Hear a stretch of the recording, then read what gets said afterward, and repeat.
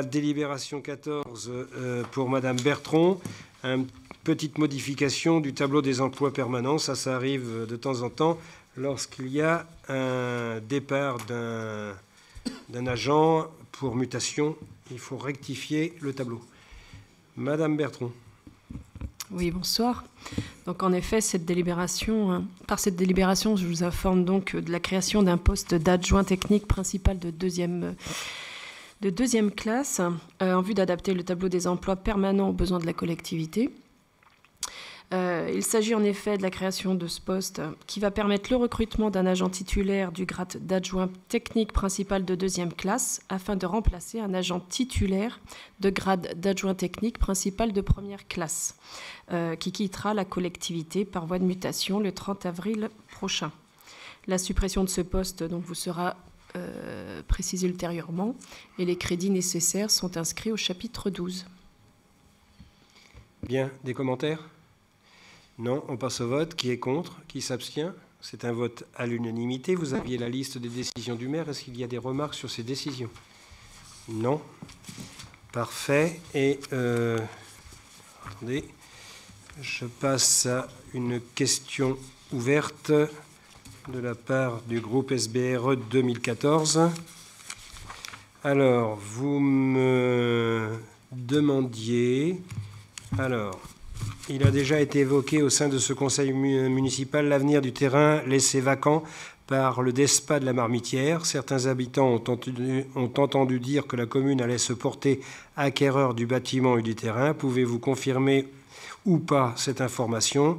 Si oui, avez-vous envisagé une préemption sur cet ensemble? Si oui, dans quelle perspective? Alors, on s'est permis avec les services, mais avec une invitation, et bien sûr, de visiter la propriété du DESPA, qui est sur plusieurs hectares, mais qui est particulièrement hétéroclite, puisque sur cet espace, sur ce foncier, il y a un château, il y a des ateliers, il y a des bureaux, des maisons, des espaces de prairies et même un petit bois. Donc ça, c'était au moins de découvrir tout ce foncier en un premier temps. Et évidemment, comme ça touche à la propriété d'ALM au parc de Pignerol, moi, je veux l'avis d'Angéloire Métropole sur ce dossier. Donc, ce n'est pas simplement au niveau communal que ça va se passer, mais qu'il y ait bien un investissement de la part d'ALM sur ce dossier pour voir un petit peu ce que l'on peut en faire. Là, pour l'instant, c'est que des spectatives. Il n'y a rien de définitif. Il n'y a pas d'étude de fait. Ça sera en cours si bien sûr, ils vendent, parce que ce n'est pas vendu non plus. Je rappelle aussi que pour faire préemption, il faut avoir un projet. Donc, il n'y a pas de préemption. Ça va de soi.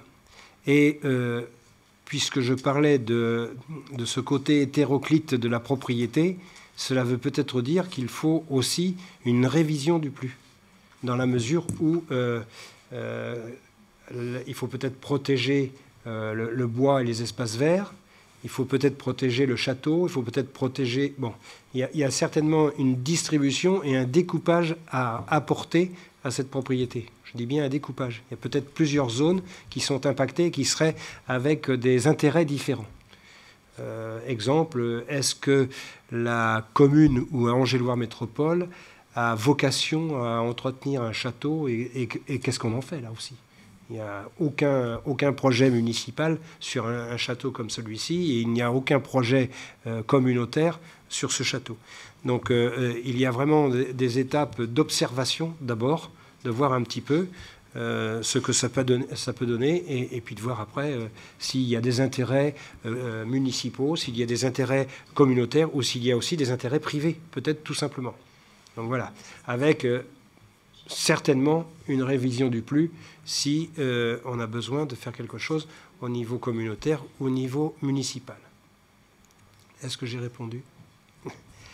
Bien, merci. Eh bien, on a fait le tour de ce conseil municipal. Je vous propose donc de nous retrouver le lundi. Alors là, on va retrouver un lundi. Je crois que ça va faire du bien à tout le monde. On sera peut-être un petit peu plus nombreux autour de la table, quoi qu'il y ait là ce coup-ci des malades. Hein. Et donc, ça sera le lundi 20 mai 2019. Et à savoir, la journée du 19 mai, peut-être que M. Vicente voudrait dire quelques mots sur la journée du 19 mai, avant de partir. Il ne le savait pas, ça. En fait, c'est pas, je voulais prendre la parole, mais pas sur le 19 mai, mais bon, c'est pas grave. Pour autre chose je vais le faire aussi. pour autre chose. C'était juste, je voulais ramener une petite précision, parce que j'ai les chiffres, juste pour que vous donniez plus de précision sur les contrôles. On a fait 58 contrôles l'année dernière pour 23 verbalisations. Donc vous imaginez que les 23 verbalisations, c'est pas une somme énorme. Donc voilà, ça c'est les chiffres exacts de l'année dernière. Après, la deuxième information, c'est que je voulais vous rappeler qu'il y a une réunion publique, donc demain au THV, pour faire le bilan quelque part de... Alors, c'est plus le bilan annuel, ça sera le bilan, cette fois, du mandat, puisque ça sera la dernière réunion annuelle qu'on fera, en tout cas sur ce mandat.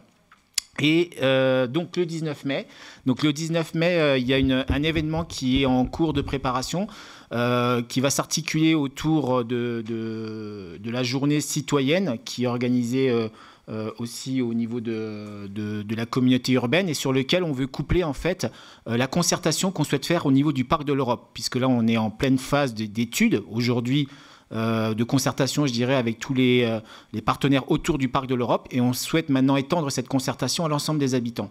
Donc on s'est dit que c'était vraiment une idée plutôt intéressante de mixer ça avec la journée citoyenne, puisque c'est être citoyen que de participer quelque part au futur de notre parc.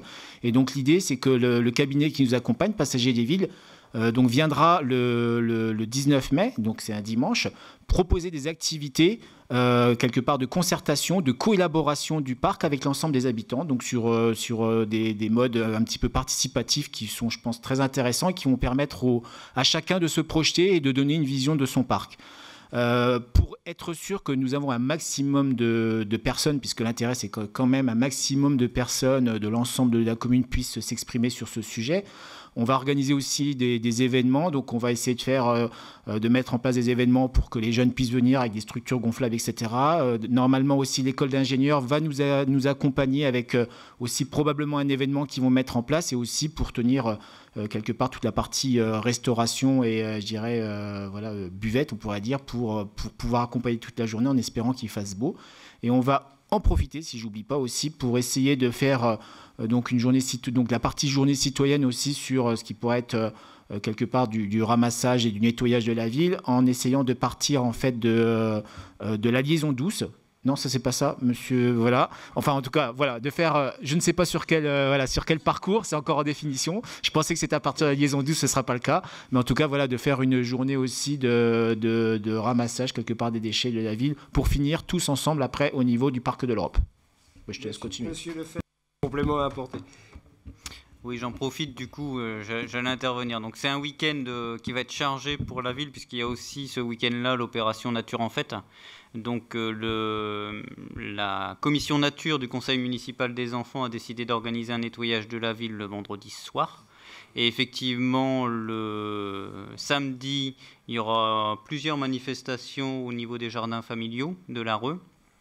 Et enfin, le dimanche, il est effectivement prévu une opération de nettoyage de la ville, sauf que la voie verte, tous les déchets commencent à être recouverts par les ronces, tout ça, et c'est un tout petit peu loin du Parc de l'Europe, mais je ne doute pas qu'on trouvera des sites pour aller ramasser des déchets à proximité du parc, où on trouvera. Malheureusement, on trouvera.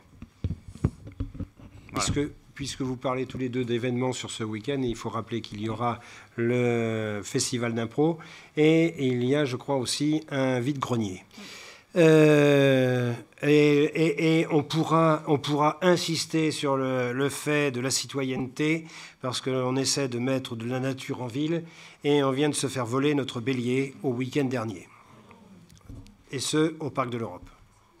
Ça, c'est particulièrement énervant. Sur ce, bonne soirée à tous et à bientôt.